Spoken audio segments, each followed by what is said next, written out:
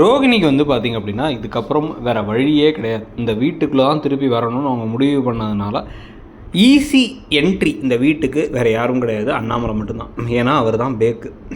இப்போ நம்ம வந்து யூஸ்வலாகவே ஹீரோயின்ஸை மக்குன்னு சொல்லிலாம் நிறைய பழகிருக்கோம், பேக்குன்னு சொல்லி பழகிருக்கோம். பாக்யலட்சுமியில் வந்து பாக்கியாவை வந்து நிறைய நாள் பேக்குன்னு சொல்லுவாங்க. இன்னொரு பக்கம் வந்து மீனாவை மக்கு மீனான்னு சொல்லுவாங்க. இந்த மாதிரி நிறைய விஷயங்களை கமெண்ட் செக்ஷன்லாம் பார்க்கலாம்.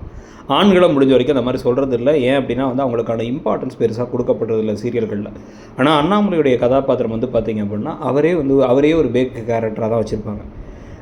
இவ்வளோ பெரிய விஷயம் நடந்திருக்கு. இவர் தான் வந்து இந்த பையனோட மாப்பிள்ளையோட தாய் மாமாவே இவர் தான், ப்ரௌன் மணி அப்படின்னு சொல்லும் பொழுது, ஓ இவர் தான் வந்து அவங்களுக்கும் தாய் மாமா, அதே மாதிரி ரோஹிணிக்கும் தாய் மாமாவா, அப்போ அந்த மாப்பிள்ளையும் ரோஹிணியும் சொந்தக்காராங்களா அப்படின்னு வெகுளியாக கேட்டார். இந்த மாதிரி பேக்குத்தனமான விஷயங்கள்லாம் பண்ணுறதுனால தான் அவர் அது மட்டும் இல்லாமல் நல்லவங்களை எப்பயுமே பேக்காக தான் காமிப்பாங்க சீரியலில்.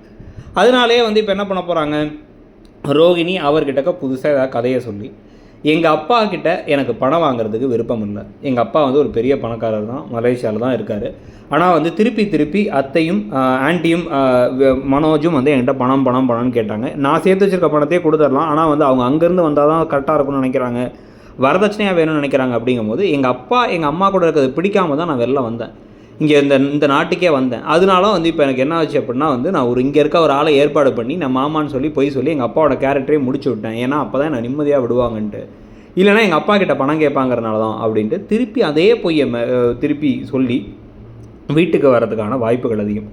இதில் பாட்டி வேறு வந்து பஞ்சாயத்து பண்ணி எல்லாத்தையும் சேர்த்து விட்டு இவங்கெல்லாம் திருப்பி இந்த வீட்டிலே இருக்க.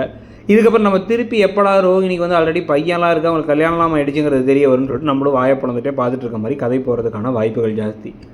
அது வரைக்கும் இப்போ மனோஜ் வந்து குடிச்சிட்டு வந்து பிரச்சனை பண்ணார். அந்த சீதாவை லவ் பண்ணுற அருண் வந்து இவரை தூக்கி அரெஸ்ட் பண்ணி வச்சோன்னே, என் தம்பி வருவார், என் தம்பி ஒரு பெரிய ரவுடிடா அப்படின்னு முத்துவை கூப்பிட்டு வர, அவன் அண்ணனா நீன்னு கேட்டு இன்னும் 4 அடி எக்ஸ்ட்ரா விடுறதுன்னு சொல்லிட்டு காமெடி ட்ராக்லாம் போகுது. ஸோ இதெல்லாம் பற்றி நீங்கள் என்ன நினைக்கிறீங்க? அண்ணாமலை மன்னிச்சு ரோகிணியை வீட்டை சேர்த்துக்கிட்டாருன்னா அதை பற்றி உங்கள் கருத்தை சொல்லுங்கள்.